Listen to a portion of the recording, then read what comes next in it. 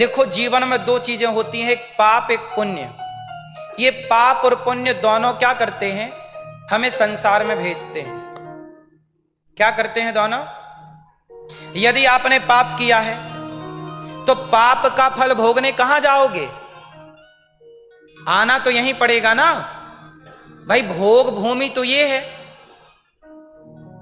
कोई भी पाप आपने किया है, भोगने कहां जाओगे? या तो नरक, नरक के बाद फिर यहीं आना पड़ेगा।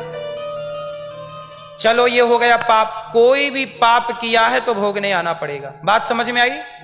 क्लियर है? अब पुण्य पे बात करते। जब आपने कोई पुण्य किया तो आपने पुण्य किया तो पुण्य का फल भोगने कहां आओगे? पुण्य का फल भोगने भी यहीं आना पड़ेगा। पाप का फल भोगोगे तो तुम्हें रोटी के लिए तरसना पड़ेगा। पाप है तो रोटी नहीं मिलेगी, कपड़ा नहीं मिलेगा, घर नहीं मिलेगा, सुख नहीं मिलेगा, तड़पो बस। ये पाप का फल है। और पुण्य किया है तो खूब पैसे वाले बनोगे, खूब सोने के चम्मच में दूध पियोगे, खूब सोने की थाली पे खाओगे, बढ़िया बंगले में रहोगे। ये पुण्य है। तो चाहे पाप हो चाहे पुण्य, आखिर दोनों हमें भेज कहां रहे हैं? संसार में। और हम चाहते क्या है कि बच जाएं। तो उपाय क्या है? क्या करोगे? कैसे क्या करें कि अब ये पाप पुण्य दोनों से बचें? क्या करें? क्या करें? हां सुनो, इसलिए हमारे यहां गुरु की पद्धति है, गुरु की परंपरा है। गुरु बताएगा कि भैया पाप और पुण्य दोनों से कैसे बचें। इसलिए हमारे यहां गुरु मंत्र होता है। गुरु जी बताते हैं कि अब ये रास्ते पर चलो, सदगति होगी। वो रास्ता आप लोग सुन लीजिए, काम आएगा। रास्ता क्या है कि देखो, हमारे यहां होती है शरणागति। भगवान के चरणों में क्या कर दो? आत्मसमर्पण। सर्वधर्मान परित्यज्य मामेकम शरणं व्रज, अहं त्वा सर्व पापेभ्यो मोक्षयिष्यामि मा शुचा। जब आप प्रभु के चरणों में समर्पण करेंगे तो क्या होगा? आपके सारे पाप पुण्य नष्ट हो जाएंगे। नष्ट मतलब पाप तो हो जाएंगे नष्ट, और जो पुण्य होगा वो आपके परिवार में भगवान बांट देंगे और आपको पाप पुण्य से मुक्त करके मोक्ष का अधिकारी बना देंगे। क्या करना पड़ेगा? शरणागति, भगवान के चरणों में समर्पण।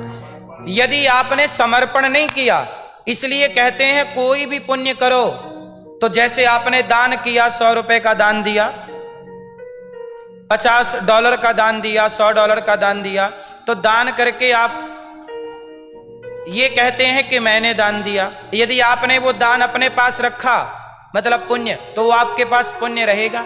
आपने $100 पुण्य किया, दान किया किसी भूखे को, तो पुण्य किसके पास जाएगा? आपके पास। आपके पास वो पुण्य क्या होगा? 10 गुना 20 गुना बढ़ करके परमात्मा आपको देंगे। वो सदा पुण्य आपके पास रहेगा। अब क्या करना है आपको कि पाप तो करो मत, और जो भी पुण्य करो वो पुण्य करके तुरंत सारा पुण्य भगवान के चरणों में समर्पित कर दो। प्रभु ये पुण्य जो भी मुझे किसी भूखे को भोजन कराने से पुण्य मिला होगा, हे प्रभु, हे श्रीमन्नारायण, वो सारा पुण्य मैं आपके चरणों में समर्पित करती हूं या करता हूं। तो वो पुण्य कहां चला गया?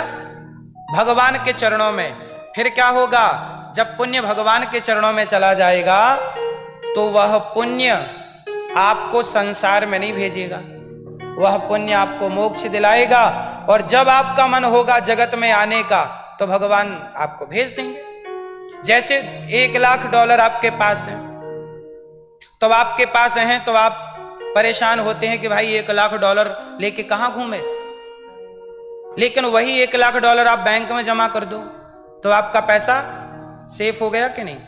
है आपका, पर बैंक की अब जिम्मेदारी है। उसी तरह जो पुण्य आपका है वो अपने पास लेके चलोगे तो कहीं भी पुण्य खराब हो सकता है। इसलिए पुण्य भगवान की बैंक में जमा करते रहो। ये सारा जो पुण्य करो त्वदीयं वस्तु गोविंद तुभ्यमेव समर्पयेत्।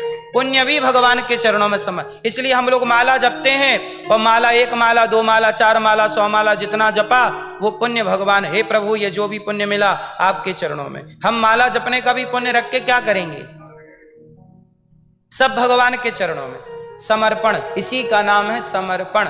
जो है तन भी तेरा, मन भी तेरा, धन भी तेरा, सब कुछ है तेरा, और तेरा तुझको अर्पण क्या लागे मेरा।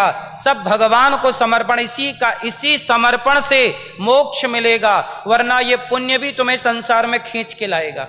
चलो आज हम लोग पुण्य किए थे तो भारत में जन्म मिल गया, वृंदावन मिल गया, कथा मिल गई, सत्संग मिल गया। अगली बार यदि हम आए तो पता नहीं कौन से मनुष्य बन के आएंगे, कहाँ आएंगे पता नहीं, ऐसी मति गति होगी कि नहीं, ऐसा भजन हो पाएगा कि नहीं, ऐसे प्रभु की चर्चा हो पाएगी कि नहीं। आप लोग कितने भाग्यशाली हैं, आप में से बहुत लोग, कोई 20 किलोमीटर दूर से आया, कोई आप में से 50 किलोमीटर दूर से आया, आप में से कोई 100 किलोमीटर दूर से आया। सोचिए आज आप लोग इतने 100 किलोमीटर दूर से आकर के यहाँ ऑस्ट्रेलिया में यहाँ बैठ के कथा सुन रहे हैं। आज ये बुद्धि है, अगले जन्म में पता नहीं ऐसी बुद्धि मिलती है कि नहीं, अगले जन्म में ऐसी समझ मिलती है कि नहीं। इस जन्म में तो आप अपने पैसे से सदुपयोग कर रहे हैं, अगला जन्म मिल गया और कहीं आपका मन सुरा सुंदरी में लग गया तो पीते रहो शराब और सुरा सुंदरी के पीछे भागते रहो,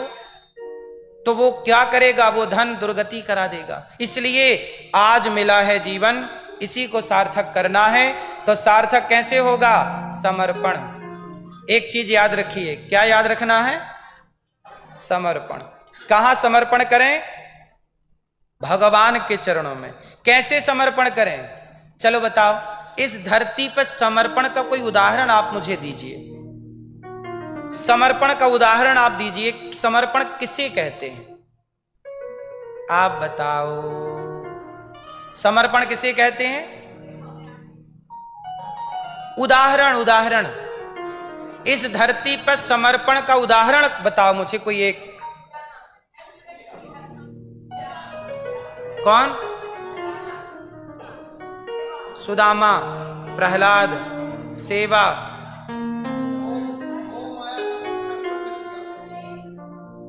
सुनो सुनो सुनो सुनो, इस धरती पर समर्पण यदि देखना है और सीखना है तो मैं उदाहरण की बात कर रहा था कि उदाहरण देकर समझाना हो तो किसका उदाहरण देंगे?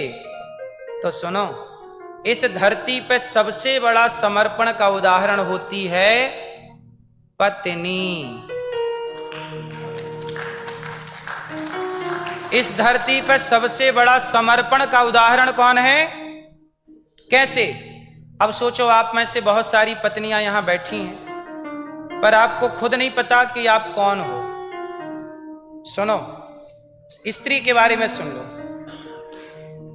स्त्री समर्पण की मूर्ति है। देखो, वो स्त्री, उस लड़की का जन्म होता है कहीं, वो अपने बाप के आंगन में खेलती, खाती, पलती, बढ़ती, माँ की गोद में रहती, भाई को भाई कहती, बहन को बहन कहती। लेकिन वही लड़की अचानक एक दिन उसका विवाह तय हो जाता है। जिस लड़के को वो कभी देखी ना थी, जानती ना थी, सुनी ना थी, आज की तो चलो सब देख लेते, हम बात प्राचीन कर रहे हैं, पुरानी। जिस लड़के को कभी देखी ना थी, जिसके बारे में सुनी ना थी, पिता ने क्या किया? अपनी लड़की का हाथ उस लड़के के हाथ में दे दिया और कह दिया कि आज से ये तेरा पति है, आज से यही तेरा सुख है, यही तेरा दुख है। और वो हो जाती है विदा। अब विदा होने के बाद क्या होता है? अपने पिता को छोड़ देती है, मां को छोड़ देती है, उस आंगन को छोड़ देती है। किसके लिए? अपने पति के लिए। पति के सुख में सुखी रहती है और पति के दुख में दुखी रहती है। कहते हैं हाथ उसका होता है पर मेहंदी पति के नाम की होती है, गला उसका होता है मंगलसूत्र पति के नाम का, मांग उसकी होती है सिंदूर पति के नाम का, पेट उसका होता है पुत्र पिता के नाम का होता है, पांव उसका होता है माहौर पति के नाम का होता है, श्रृंगार उसका शरीर पे होता है, पर वो 16 श्रृंगार पति के नाम का होता है। इतना बड़ा त्याग, इतना बड़ा समर्पण, सब कुछ छोड़ दिया। हमारे भारत में संत जितना त्याग, संत क्या करते हैं, जब सन्यास लेते हैं तो अपने पिता को, परिवार को, नाम को, गोत्र को, वो लड़की जब विवाह करती है तो अपने पिता के गोत्र से नहीं जानी जाती, पति के गोत्र से जानी जाती। यहां तक कि अपना गोत्र छोड़ दिया, अपना नाम छोड़ दिया। जितना त्याग एक सन्यासी का होता है उतना ही त्याग एक स्त्री का होता है। और ये सारा त्याग किसके लिए होता है? केवल एक पति के लिए। और वो पति भी उस नारी का सम्मान ना करे, वो पति ही नारी की इज्जत ना करे, तो सोचिए इससे बड़ा दुर्भाग्य क्या हो सकता है।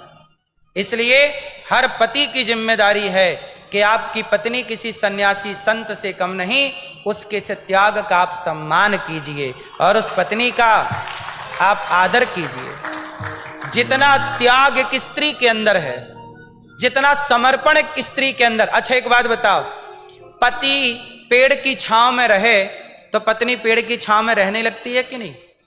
बोलो हाँ। यहां तो नहीं दिखाई पड़े मुझे, भारत में फुटपाथ पे ना लोग वो रहते हैं, टाट का बांध करके और रहने लग जाते हैं।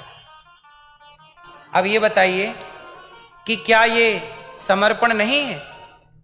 उत्तर दो। एक स्त्री का जितना समर्पण पति के लिए है, एक भक्त का इतना समर्पण भगवान के लिए हो जाए तो उसका कल्याण हो जाए मेरी मां, सारी जिंदगी। अच्छा एक बात बताओ, जितना समर्पण एक स्त्री का पति के लिए होता है, क्या एक भक्त का इतना समर्पण भगवान के लिए हो पाता है? बोलो, नहीं हो पाता। भगवान के लिए इतना समर्पण नहीं हो पाता। इसलिए कहता हूं कि समर्पण धरती पे कहीं देखने को मिलता है तो पतिव्रता नारी के भीतर देखने को मिलता है। यह बात केवल पतिव्रता नारियों के लिए है। इसलिए त्याग की प्रतिमूर्ति स्त्री है। समर्पण कैसा हो? पत्नी के जैसा, भगवान के चरणों में वैसा ही समर्पण। प्रभु हम आपके हो गए, आप हमारे हो गए, अब कुछ नहीं। समझ में आई? यही है त्याग।